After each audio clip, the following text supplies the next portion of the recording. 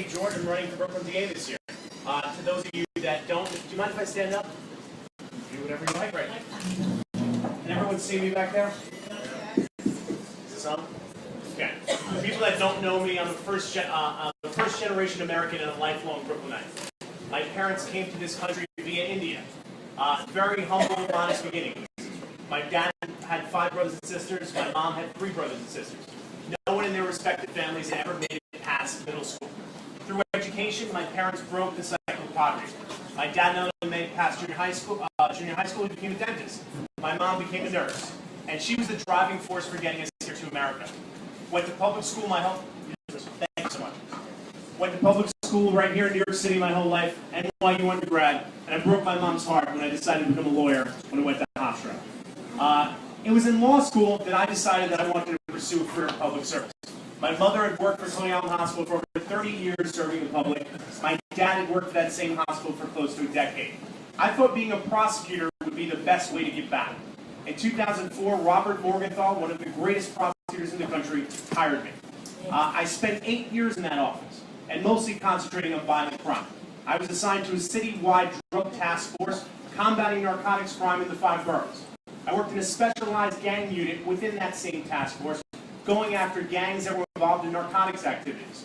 Spent 2 years working on cold case homicides, and I spent my last 2 years in the generalized trial division focusing on violent crime, on robberies, assaults, and shooting. I left because I saw a great disparity happening here in Brooklyn. Manhattan was light years away from what was happening in the Brooklyn DA's office. What did we see on the ground?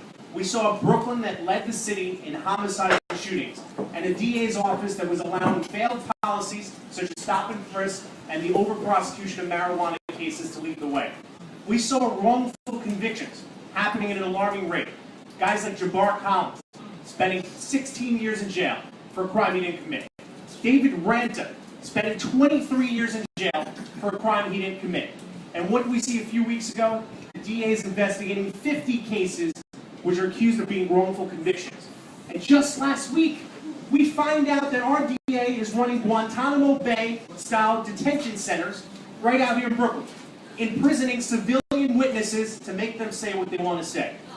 What else? Yeah. Political corruption. He didn't go after his buddy Vito Lopez. Why? Because of a friendship. That's wrong. He's not going after child pedophiles because it would cost him votes. Absolutely. Folks, that's crazy. We need to change that. And that's why I'm running.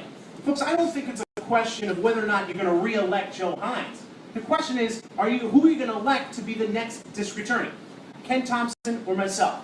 I respect Mr. Thompson very much, but I don't think that he's got the best qualifications for this job. If you're talking about political corruption, I think there's one outsider in this particular race. I'm the only political outsider in this race.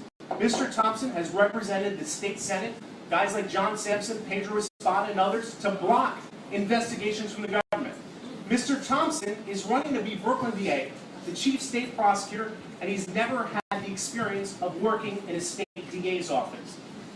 Folks, it's not about comparing and contrasting and criticizing this office. What are my plans to take Brooklyn DA's office in the 21st century?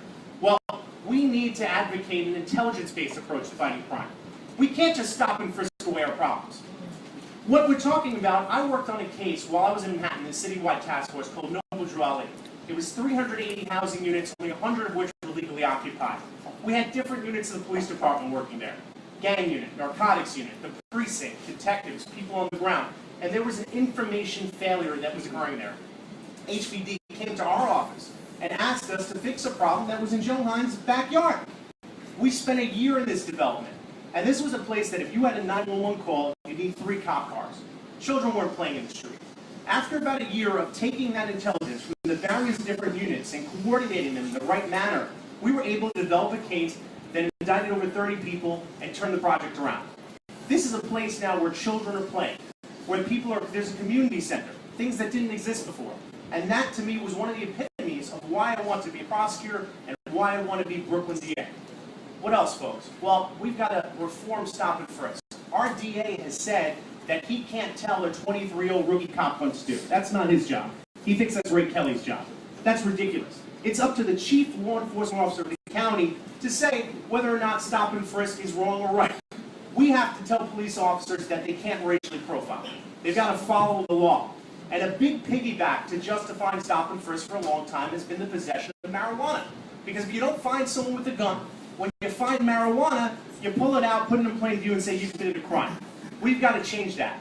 We've wasted $100 million on marijuana prosecution. It's done nothing to bring down violent crime. DA, day one, I'm going to decriminalize marijuana. If the police arrest someone for marijuana in plain view, which is a crime, I would say that the highest charge that we're going to do is a violation. We've got to change our laws. No condoms as evidence. This was an interesting practice here. We had against the continuation of stop and frisk where people were stopped, condoms were being pulled off sex workers and others, and people were being charged for prostitution. It was only recently that Mr. Hines came out after I wrote an article in the Village Voice that said he agrees that he's not going to use condoms as evidence. Folks, we need a cyber crimes and identity theft unit. It's the fastest growing crime out there. He doesn't have a unit. We're backwards in the Brooklyn DA's office. We need to reform wrongful convictions. What's my platform? Well, we need to revamp this conviction integrity unit. A good portion of the office's resources need to be dedicated to fighting wrongful convictions. We should have double-blind lineups. We should have access to DNA data banks for those that are convicted of crimes. Why are we opposing if someone's sitting in prison and wants access to a DNA database? Let's give them access. What if we have a reason we had someone sitting in jail for 23 years and he actually may be the wrong guy? Why are we blocking that? Folks, we're looking for a common sense approach to how we're going to turn the office around. Don't just look for the candidate with the best resume, quote unquote. Don't just look for the guy that's handling the high profile cases. Look for the guy that's actually been on the ground for the last 8 years, seeing how a state prosecutor's office is run. Look for a guy that's the political outsider. Because if you want to stop political corruption, you've got to get a guy that's outside of the machine. Look for the guy that's actually got ideas, that's got concrete plans of how he's going to bring about reforms. Not just criticizing Mr. Hines, but what are your plans? And I submit to you that after you look at all those things, that when you go to the booth, you're going to vote for Abe George. Thank you so much.